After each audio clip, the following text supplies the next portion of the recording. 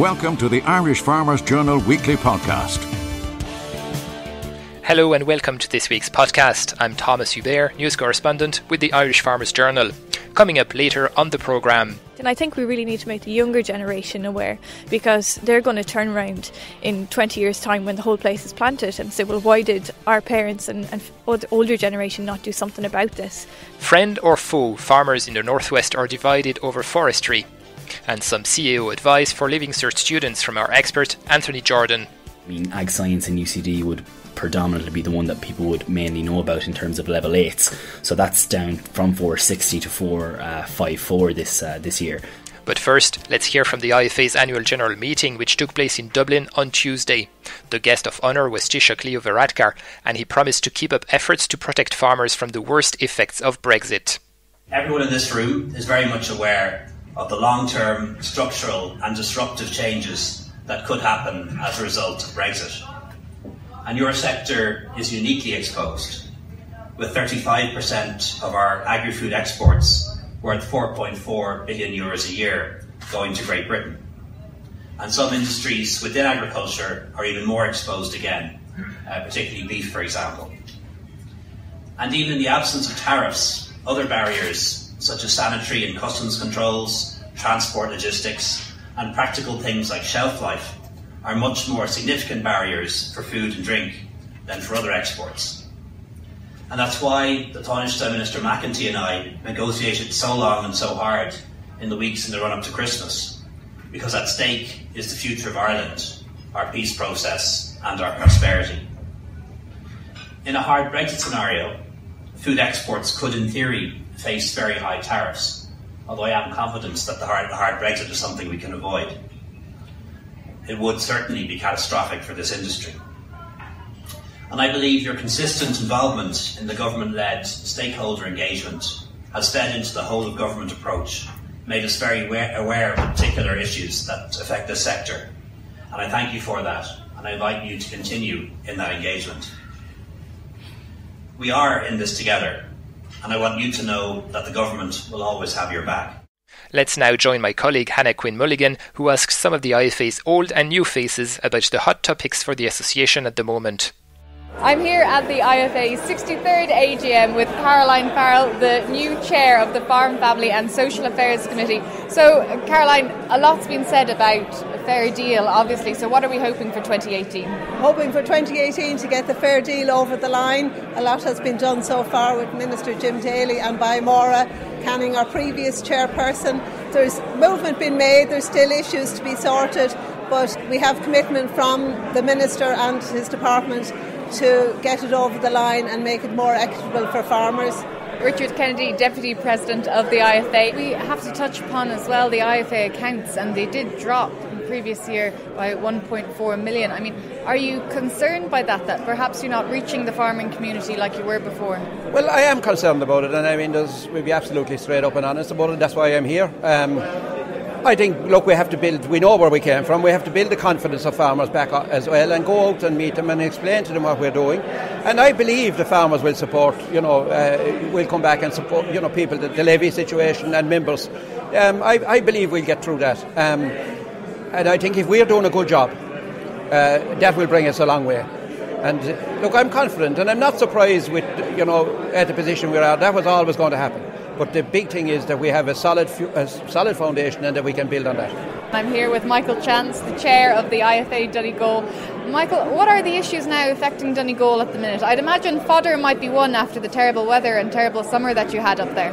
Yeah, well, fodder is very much on our minds at the minute. We had 2 loads yesterday up from Waterford. And farmers on the ground, how short are they on fodder? Are some of them in a worse situation than others? Very much so. It's mostly the south of the county. It's limited to pockets now. We're not claiming that there's everyone is short of fodder, but the people who are in difficulty are in quite severe difficulty. The Irish Farmers Journal podcast, online at farmersjournal.ie and on iTunes every Thursday. Hannah is also reporting from County Leitrim in this week's Irish Farmers Journal. There, farming families fear that forestry plantings are pushing them out. One of them is Edwina Gukian. And you have concerns about the forestry in the area. What are they? Yeah, just where I live, it's where I was born. I've been there 30 years and I've seen the landscape really change. The horizon, like our horizon looks completely different to it did even just 5 years ago. So yeah, it's a big concern. Right now there's 7 forestries around me that are within a mile, and just there recently a lady passed away on our road, and her land has been put up for sale, which it's every right and entitlement to be up for sale, and whoever buys it buys it. But a few weeks ago the forestry put up an application to plant both sites, which is 70 acres, and we're very much against it. We've had enough forestry around our area and we just don't want it to go ahead, and a lot of our neighbours got together and had a meeting about it and objected to the department about it. So that's where we kind of stand at the moment. And I don't know about farmers. There's a lot of farmers talking about how they would like to buy the land but that they can't compete with the price that the forestry are after putting in. So I suppose it just annoys me because I'm the oldest of the younger generation on my road. There's a lot more. I'm 30 years old, but there's about 20 of us that are beneath that age, and a lot of us are farmers. And 10 years down the road my brother might turn around and try to get money to buy that land and expand the farm or build his house and have his family there, but it's just not going to be possible if everybody keeps planting all around us. We've been surrounded and suffocated. It's just...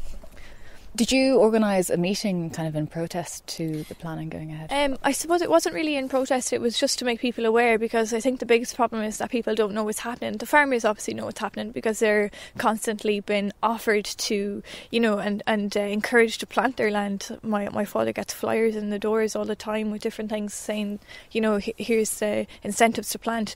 But the people who aren't farmers, and there's plenty of us all around the place who aren't farmers, don't know about what's happening. And I suppose I called the meeting together not to, some people I'm sure are for it and some people are against it, and it wasn't to protest, but just to make people aware of what's happening and what the forestry can do, and that sign you're passing by is not planning permission for a house, it's planning for a 60-foot green wall that's going to be there permanently. So yeah, that's really... And it worked, and I think we really need to make the younger generation aware, because they're going to turn around in 20 years' time when the whole place is planted and say, well, why did our parents and the older generation not do something about this?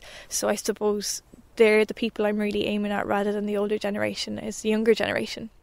The Irish Farmers Journal Weekly Podcast. The new chief executive of Carbery, Jason Hawkins, met the members of Lisa Verde Co-op at a public meeting in Clonakilty this week. He also spoke with our reporter, Tommy Moyles. Yeah, I think tonight was a fantastic evening. It was a great opportunity for myself to meet with a lot of the Lisa Verde farmers and hear some interesting speakers and a lot of great questions that I think garnered some very good discussions. You're only 2 weeks in the job. How are you finding things?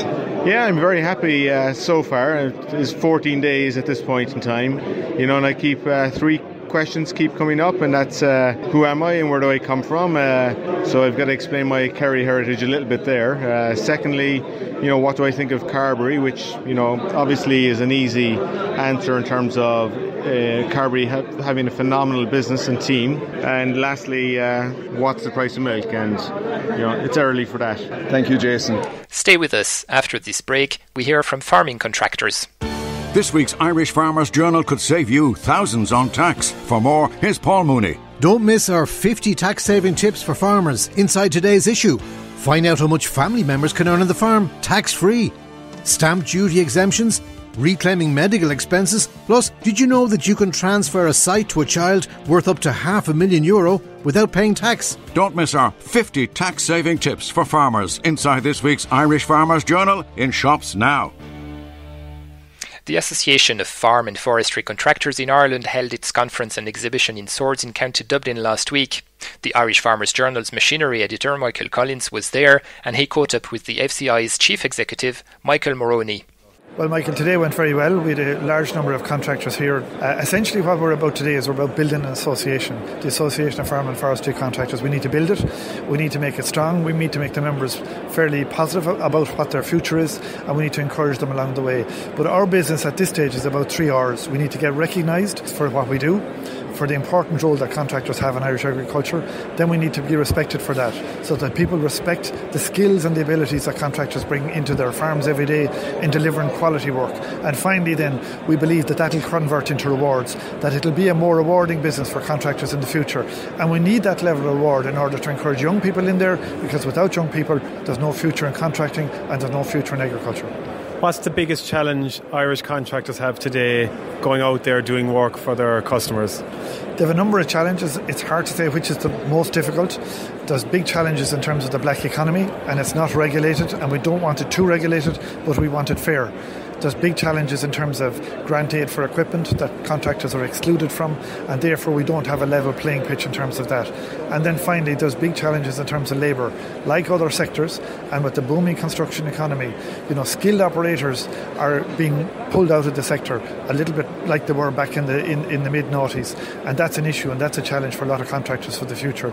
We have good equipment, we've got good skilled people, but the danger is they'll be drawn out of the industry to the construction sector.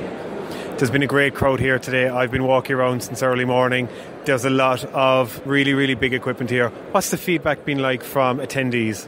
Feedback is good, and from the attendees' point of view, they feel proud that they're associated with an event like today. This is a contractors' event. It's organised by contractors. They own it. It's owned by the membership, and that's vitally important. And they've taken ownership in it, and they're particularly proud that their association, that they themselves can say this is our event. That's been really important. From the exhibitors' point of view, we've been told that the right type of people are here. Put it this way, contracting in Ireland accounts for a turnover of in excess of 700 million euros a year. That's the value of the business. The value of the diesel business, the diesel and lubrication business that contractors have is somewhere in the region of 100 million euro. So they're big customers, not to mind the equipment. So from that point of view, this is an important message that contracting in Ireland is at a new level. We're in a new era. We need to move forward in a very positive, progressive, offer a professional, very face to what is agricultural contracting here in Ireland. Walking around today, there's a lot of different manufacturers are here. The one thing I've noticed, there's a lot of grass equipment here and slurry equipment, not much other equipment outside of that. Would it be fair to say that contractors and manufacturers are moving with the expansion in dairy in Ireland? Most definitely. A lot of our members would report to us that the amount of work they're doing on dairy farms has increased. So they might be doing 20% more work than they were doing 5 years ago, because obviously we've got quotas, we've got extra cows, and the challenge on dairy farms, and it's acknowledged by IFA and it's acknowledged by Teagasc, etc., is labour. So contractors are being asked to do more work. They're doing jobs they mightn't have done before. Certainly fertiliser spreading, some topping work, some pasture management. So they're areas that they wouldn't have done before, and that's going to continue and it's going to expand. Michael, thank you very much for your time. You're listening to the Irish Farmers Journal podcast. This week, Kieran Linehan visits Cork suckler farmer and breeder Kieran Noonan for the Better Farm programme to talk about early grazing and getting a bull on the AI list. I'd sure to know after, I have a bit of a quarter grass in place, so I'm going to have to get out the calves soon and eat that, because I have to put slurry out in that. That's what I usually do, get the calves out and get slurry out in it then. And I'd be on with fertiliser there maybe the middle of February. Okay. Yeah, urea half a bag urea. Yeah. So you nip off the slurry ground, call it. Yeah. And then you go urea on the rest. I'll graze the calves will go out now and they'll eat it. To see I've only a bit around the house to eat, I'll have all that eating with the calves and slurry will go out in it then Yeah. And get urea to the rest, half a bag. Get half a bag then after the slurry. And sure you would knock another grazing out of it then for because with the calves you get 2 grazings out of it So you'll get a grazing now and you'll get slurry and fertilizer and then you'll get a grazing for you close it And when you say close, it's for silage, end of March? No, it will be probably the 10th of April. Right. Yeah. But what I see here, the grass is very slow to take off because it's cold. Yeah. But when it does take off then I'd actually have very good growth rates here the fall of the year. It's like when the black ground warms up, it kind of stays warm, and you'll have good growth rates here into the middle of September, Yes, yeah. You have how many yearling stock then to go? Out in grass now, and there'll be about 50 calves go out. Okay. Yeah. And in terms of getting them out, turnout day in a typical year, what? Oh, you're a bit away from that, yeah. Hopefully now, if the weather came anyway fair, you'll be looking at the 1st of February with the lighter stock, with the calves. And fodder-wise, how are you? Good, because I bought 100 bales there in October. Okay. I knew I was just going to be stuck, and I was in with a friend of mine doing a car. And he was share a ground rent and he goes to me, he says, too much silage is a bad job. He said last year he was eating 15 bales and this year he'd be eating 16. So he said it didn't be a problem at all. I said I'd buy 100 off him, so I got 100 off him. Okay, so a very famous limousine sire. Yeah. And in terms of your Bull's own indexes, he's quite strong for both replacement and terminal. Yeah, he'd be kind of bringing the milk from the mother side and the terminal, then he'd be coming in a bit from Cyprus. So he's a carcass weight, so he's a weight for age figure of 28 kilos, so that puts him 5-star across all breeds. He's daughter milk, he's positive 5 kilos for daughter milk, so he's 4-star across all breeds. And he's under 5% calving, so he's a bit of a dream bull. Yeah, he is. Hopefully now that his calves will be as good as anything that comes after that line. They're all very consistent and they seem to be easily born, so hoping he'll keep up the trend. And his code, Kieran, is for lads looking to... Airlim 4302, Drummond King is his name. The Better Farm Challenge podcast, brought to you by the Irish Farmers Journal and Teagasc, supported by ABP, Don Meats, FBD and Keepack. Northern Ireland correspondent Peter McCann begins a review of performance among DairyLink participating farms in this week's Irish Farmers Journal. He took me through the figures of the first farmer in the series, Nigel Corbett. Nigel Corbett is the first programme farmer that we're profiling for the 2017 calendar year. Like all dairy farmers, he benefited from improved milk prices. Like his total income from milk sales was up by about £70,000 last year. Now, some of that's on the back of the improved milk price. However, another factor is he increased milk output because he kept more cows last year. He kept 95 cows compared to 87 cows the year before. So his stocking rate was increased by 11% on the back of this, and this helped drive milk output, which also helped his income from milk sales. On the cost end of things, Nigel also managed to increase output while essentially reducing his cost of production. That stood at 22.4 pence per litre. Now that's before personal drawings are included into that. So overall, really, if we assume a personal drawings of 30,000, which we're doing for all 6 DairyLink farmers, he really had around £77,000 available for his loan repayments, taxation and any additional personal drawings. Peter, you've said in your piece that Nigel is still paying back loan repayments on a new parlour and cubicle shed, and he's also invested £40,000 in the business again this year. So where was this money targeted? Yeah, Nigel did invest more in his business last year. It was £40,372 was spent on different investments. These range really from purchasing stock to constructing laneways to addressing soil fertility issues. He also is redoing some paddocks, so he bought wire drinkers, and another investment of around £4,000 was the first stage of constructing a tank for a private water supply. So really what he's trying to do there is run the whole farm from a private well on his farm, and that should reduce his mains water supply cost, which stood at £4,320 last year, which is a fairly significant cost. So what Nigel's really trying to do is invest in the business to sustainably increase output, but at the same time reduce production costs in the future. So these things that he's invested in 2017 are sound investments. They're improving the production of the farm, the productivity of the cows. Like buying those cows in really was on the back of increasing stocking rate, as I already talked about, but also he sold off cows that were calving outside his calving profile. So he's trying to tighten his calving profile and improve his herd fertility. And that is a sound investment because it means there's more productive cows in the herd producing for him. Now, what is Nigel's plan for his business in the future? So I suppose Nigel's plan for the future really is to keep pushing on, keep pushing production costs down, whilst maintaining current production levels of cows on a per cow basis, and then increase the technical efficiency of the herd by addressing the fertility thing again. So in the longer term, really, on the fertility thing, he's looking at breeding really for that, so he's selecting sires with high indexes for fertility and also for protein and butter fat, because he's looking to increase milk solids in the herd. A key thing that he's pushing on with also is to grow and utilise more grass. So initially investment was in addressing soil fertility with targeted use of compound fertilisers and lime, but now he's looking at constructing more laneways on the farm to help the utilisation end of things, and also to increase growth he's really looking at doing more reseeding and underperforming swards. Thanks for that, Peter. You can read the full review of Nigel Corbett's farm business in this week's Irish Farmers Journal and online at ifj.ie/dairylink.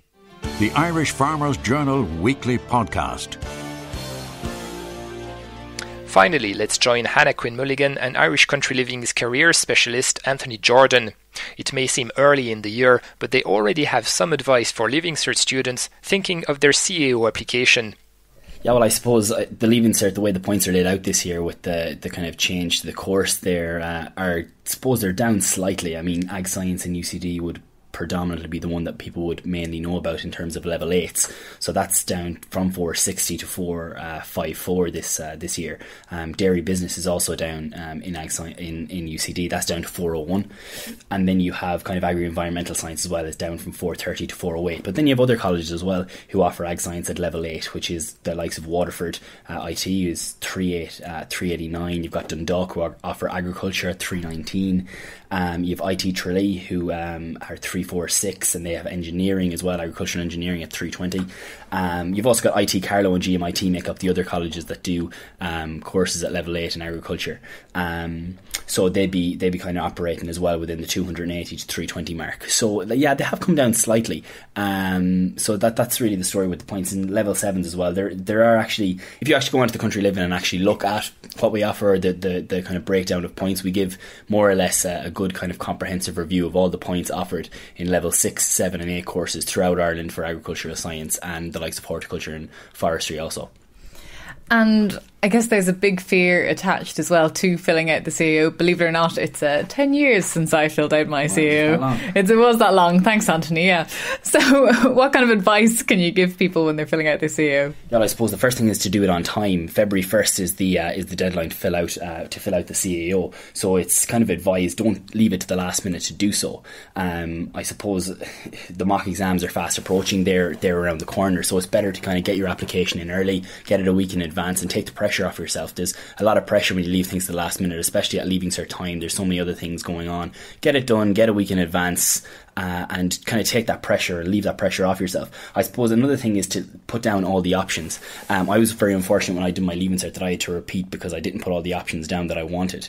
So best put down every single option that you want and fill up your fill up your level 8 options and fill up your level 6 and 7 options as well. Kind of better be safe than sorry. Put them all down. Then the ball is in your court. If you don't get offered one thing, you might get offered another, and it could be something you want. So make sure you get all that down.